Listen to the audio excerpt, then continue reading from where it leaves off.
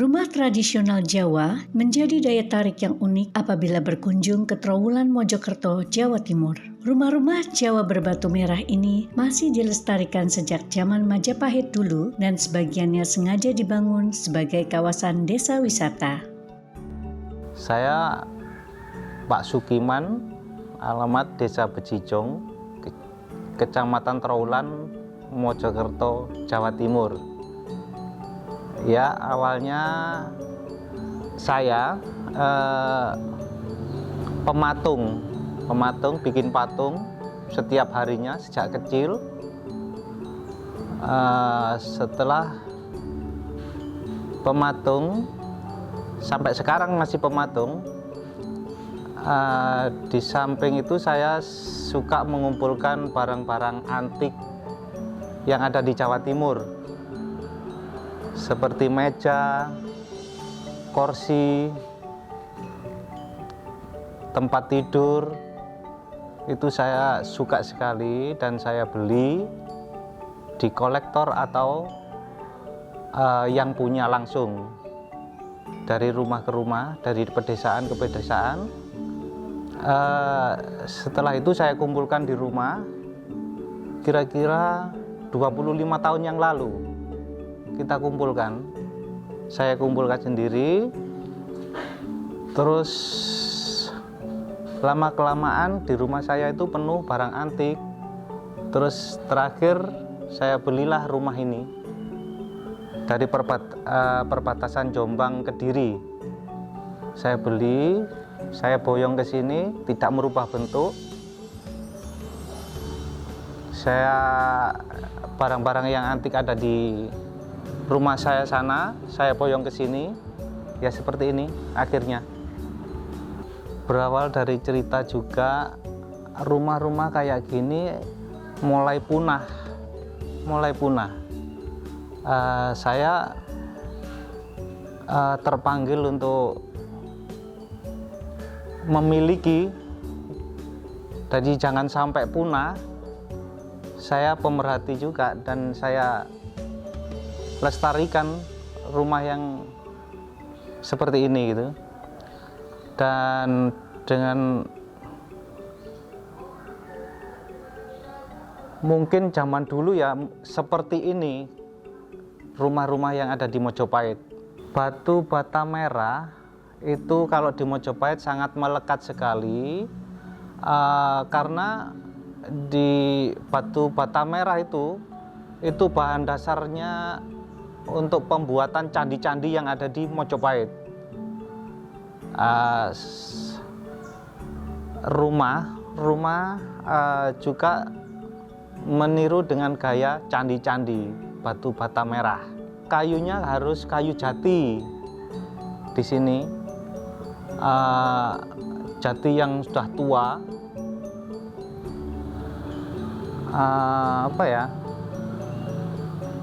Nggak tahu dari dulu kok kenapa Mojopahit suka tolong kalau ada rumah tua yang kiranya umurnya sudah tua, itu harap dilestarikan supaya anak cucu kita nanti bisa belajar dari situ. Ternyata zaman dulu tuh rumahnya seperti ini, gitu harapan saya. Terima kasih.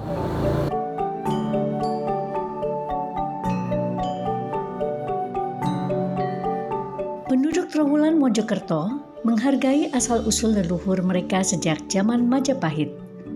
Mereka mengabadikan kecintaan seni budaya melalui rumah-rumah adat, lengkap dengan kerajinan batik di teras rumah, perabotan antik di tiap ruangan, dan hal ini sudah menjadi hobi mereka untuk melestarikan kawasan Trowulan Mojokerto menjadi desa Majapahit yang didukung pemerintah setempat. Menarik, bukan?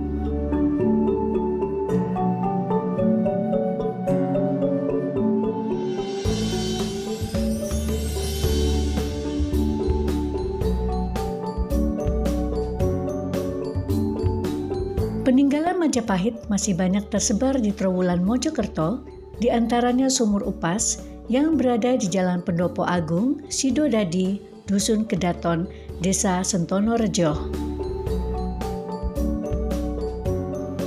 Situs yang ditemukan pada tahun 1930 ini merupakan reruntuhan di atas kawasan seluas 4.344 meter persegi.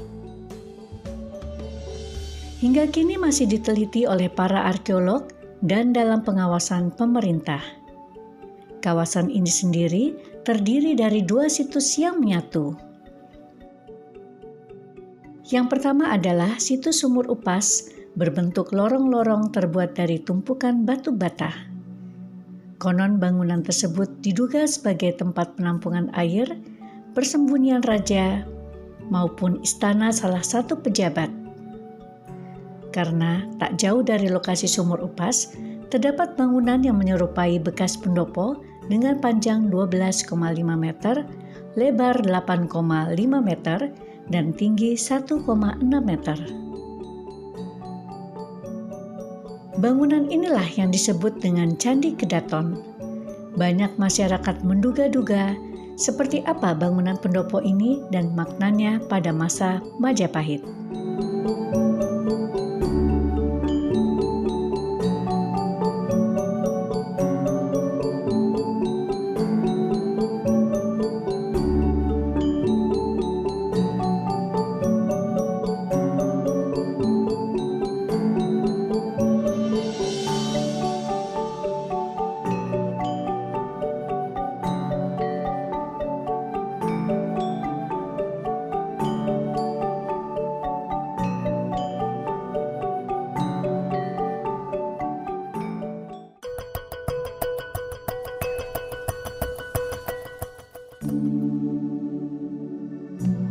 Selain rumah-rumah tradisional khas Majapahit yang menjadi daya tarik di daerah Jawa Timur, kita juga akan jumpai pengrajin batik yang giat melestarikan karya batiknya memakai warna-warna alam. Salah satunya pengrajin batik Berkah Mojo. Perkenalkan, nama saya Nusa Amin, saya pelaku batik warna alam atau owner dari batik Berkah Mojo. Kebetulan saya berkomitmen fokus lebih ke pewarnaan alami. Kenapa? Karena pewarna yang kita pakai adalah pewarna yang ada di sekitar kita. Kemudian hasil yang kita hasilkan limbahnya tidak berbahaya. Jadi pewarna yang kita pakai itu ramah lingkungan. Intinya seperti itu. Kami mengawali batik itu tahun 95 waktu merantau di Bali. Di Bali saya ikut orang membatik selama setahun setengah. Kemudian membuka sendiri kontrak tanah di Bali selama 8 tahun setengah. Tetapi usaha itu berakhir tahun 2005. Kemudian kita pulang ke sini, ke desa sini, Sanan Timur, tapi tidak langsung memulai batik. Kita memulai lagi usaha batik sekitar tahun 2010. Karena begitu banyak batik yang berdiri, semuanya memakai pewarnaan sintetis. Kemudian saya berpikir untuk mengambil kekhususan yang kita ambil ada di segi pewarnaan, yaitu pewarna alam. Kenapa kita memilih warna alam? Karena satu adalah pewarna itu ada di sekitar kita dan melimpah. Kedua, pewarna itu adalah limbahnya tidak berbahaya atau ramah lingkungan. Keontentikan batik kami adalah satu dari segi pewarnaan, karena kita memakai dari pewarnaan alam yang ada di sekitar kita. Tidak hanya mengambil pewarnaan, tapi kita juga memberikan pembelajaran. Siapapun yang ingin belajar warna alam bisa datang ke sini, karena warna yang kita pakai ada warna alam dan warna itu tidak merusak lingkungan. Kedua, kita mengambil ontetiknya dari segi motif. Karena kita berbatasan langsung dengan Mojopahit, kita lebih mengambil dari motif-motif Mojopahitan seperti yang ada di Wonosalam, itu ada Candi Arimbi, kita mengambil dari motif-motif Arimbi. Kemudian di tetangga desa itu ada peninggal juga Mojopahit, ada Mbah Gambar, itu kita mengambil motif-motif dari situ. Jadi keontentikan kita itu sebetulnya ada dua, yaitu di pewarnaan alami dan di segi motif.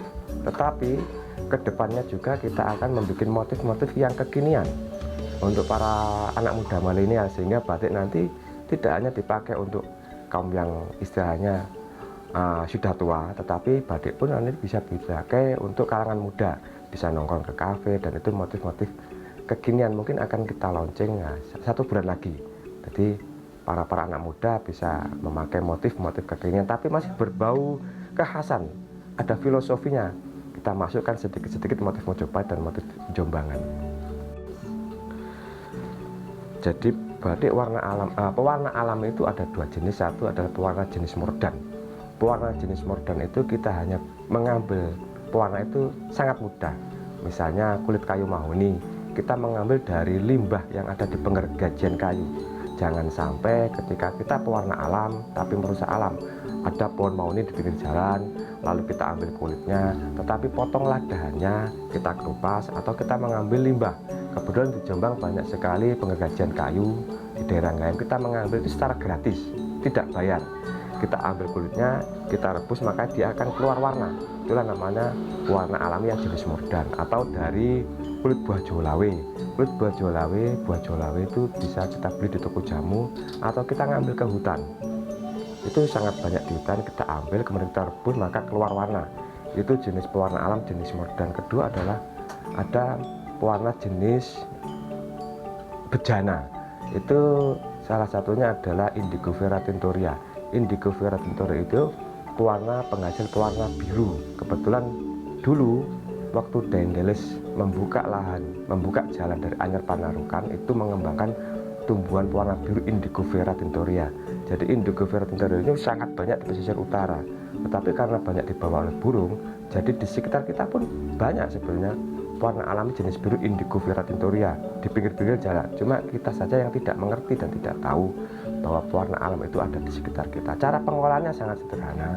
Tumbuhan Indigo Vera Tinctoria kita rendam selama 24 jam, kemudian kita ambil Indigo Vera Tinctorianya, tinggallah airnya, kemudian airnya kita kasih kapur, kita kebur. Endapannya nanti bisa untuk diwarnai ke dalam serat kain. Itu pewarna. Jadi pewarna alam itu sangat sederhana kalau kita bisa tahu tekniknya. Cuma kita belah menjadi dua. Satu adalah pewarna alam yang jenis mordan, tinggal kita rebus maka keluar warnanya. Kedua adalah warna yang jenis bejana, kita rendam dulu yang Indigo Vera 24 jam, besoknya kita angkat, kemudian kita olah. Sangat sederhana dan mudah. Pewarna alam itu sebetulnya sangat kuat kalau kita olah dengan teknik yang kita ajarkan. Terbukti di salah satu mumi Fir'aun yang usianya 2000 tahun yang lalu ada pewarna Indigo Vera Tinctoria dan kulit akar pohon zaitun. Itu bisa dilihat di internet bahwa itu sangat kuat. Jadi pewarna alam itu sangat kuat dan sangat sederhana, cara pengolahan tidak rumit. Produk yang kita hasilkan adalah semua wastra yang berbahan alami, tidak hanya batik. Ada batik, ada ekoprint, ada jumput, ada sibori, ada titi, dan pewarnaannya semua dengan pewarna alami. Nah, kebetulan saya tidak memproduksi pewarna alami, tetapi saya cenderung mengajarkan.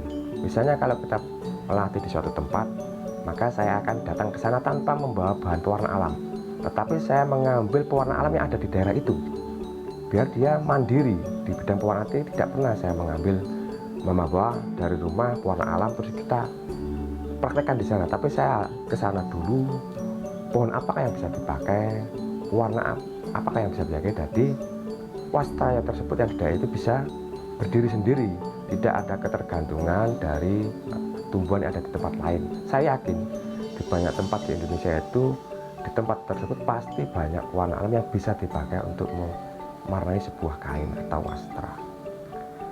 Saya sangat optimis sekali para generasi muda ini akan sangat mencintai pewarna alami. Tidak itu batik, tidak itu sibori, karena satu, trennya ke depan adalah back to nature. Jadi orang lebih menyukai pewarnaan alam. Misalnya kita kirim ke luar negeri pun pasti orang akan tanya, ini pewarna dari apa? Dari ini, limbahnya seperti apa? Minta difotokan limbahnya, minta difotokan pewarnanya. Jadi saya yakin terus itu pun akan nanti bergerak ke anak muda. Anak-anak muda juga kemarin beberapa kali ketemu, ternyata juga menyukai, oh iya pewarna alam itu seperti ini. Iya, ketika saya membeli sebuah pewarna alam, maka ada sebuah perlindungan kepada bumi kita, dan harga yang kita tawarkan warna alam itu murah tapi tidak murah. Karena apa? Bahan yang kita pakai itu ada di sekitar kita, berbeda dengan pewarna alam yang sudah dipraktekkan dengan sahabat-sahabat itu. Kenapa mau mahal? Karena bahan pewarnanya itu beli, sedangkan kita cenderung bahan pewarna alamnya itu mengambil di sekitar kita.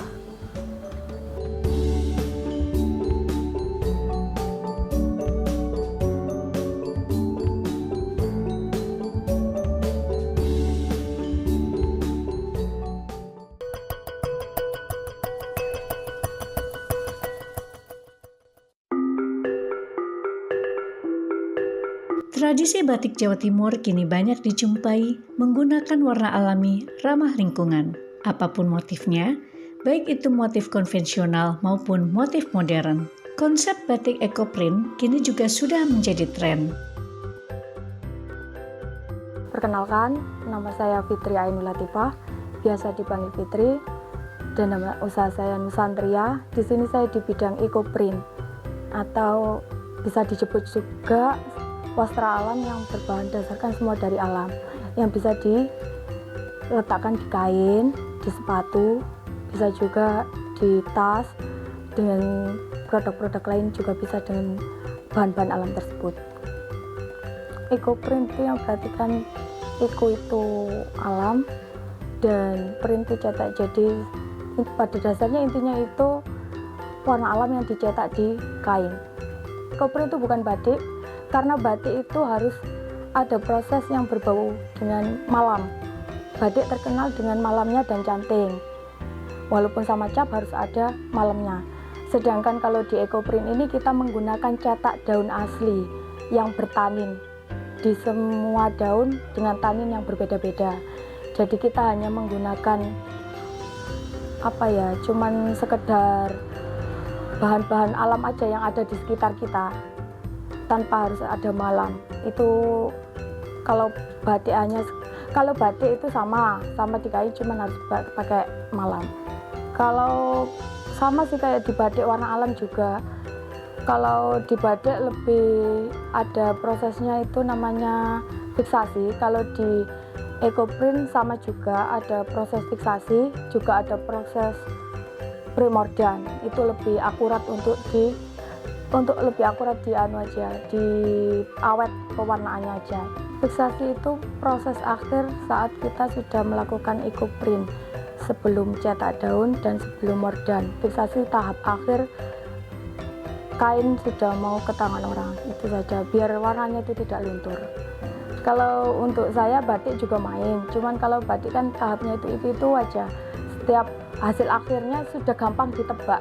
Beda kalau ekoprint itu paling asik di tahap pembukaan atau hasil akhir saat buka lontong, buka kain yang dari daun itu ada yang bisa ada tanin berwarna-warna, jadinya lebih kayak penasaran gitu. Itu aja, lebih menantang. Batik ekoprint digemari di dunia fashion, diproduksi menjadi sepatu, baju, dan sebagainya. Tak hanya batik saja yang sudah beralih ke pewarna alami, para pengrajin tenun di Jombang, Jawa Timur juga mengembangkan hasil-hasil tenunnya dengan menggunakan pewarna alami. Hal inilah yang memotivasi seorang penggiat tenun bernama Bambang Irawan yang sekaligus ketua kelompok masyarakat Wastra Sejahtera. Nama saya Bambang Irawan. Posisi saya di sini adalah kebetulan sebagai ketua Pokmas kelompok masyarakat Wastra Sejahtera. Kami di sini sekitar 10 orang memproduksi tenun, terutama di pengembangan tenun warna alam. Selain kami membuat sarung, kami juga membuat kain. Karena ini masih pengembangan dan terus berproses, sebagai perputaran biar anggota kami terus jalan, kami membuat sarung warna sintetis juga, karena untuk saat ini pemasaran yang paling kuat itu di pembuatan sarung sintetis.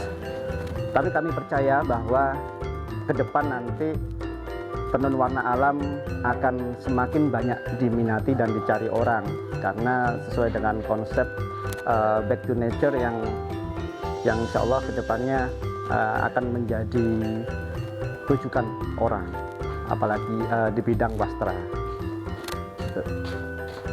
Awal mula pembentukan Pokmas ini sebenarnya orientasinya bukan profit ya, bukan profit oriented, bukan. Awalnya kami memang sosial, kami ingin memberdayakan anggota kami di sini. Kebetulan anggota kami rata-rata adalah penenun jadi, ex penenun salah satu pabrik sarung tenun besar. Jadi beliau-beliau terkena PHK, kehilangan mata pencaharian, tidak ada pemasukan untuk keluarga. Apabila 1 minggu mereka masih dapat sekian ratus ribu, setelah ada pemutusan hubungan kerja, mereka menganggur. Berangkat dari situ, kami mengupayakan untuk memberdayakan mereka. Jadi alhamdulillah kami dibantu oleh KIBAS, Komunitas Pecinta Batik Jawa Timur. Mereka beranggotakan orang-orang yang mempunyai empati kepada nasib para penenun yang kena PHK tersebut. Mereka urunan dan terkumpul sedikit dana. Alhamdulillah itu sangat bermanfaat bagi kami. Terus kami rupakan alat tenun, meskipun bekas, dengan kondisi yang sebenarnya tidak layak untuk menenun, tapi mereka semangat bisa memproduksi alat tenun yang bisa memproduksi kain tenun yang luar biasa. Sudah banyak ibu-ibu mulai tertarik bertenun. Selain mendapatkan penghasilan, mereka juga puas dapat berkarya seni tenun maupun sarung sintesis. Bahkan, mereka juga berkesempatan menjual hasil tenunnya dengan corak warna alami yang otentik dan menawan kepada tetangga dan masyarakat luas.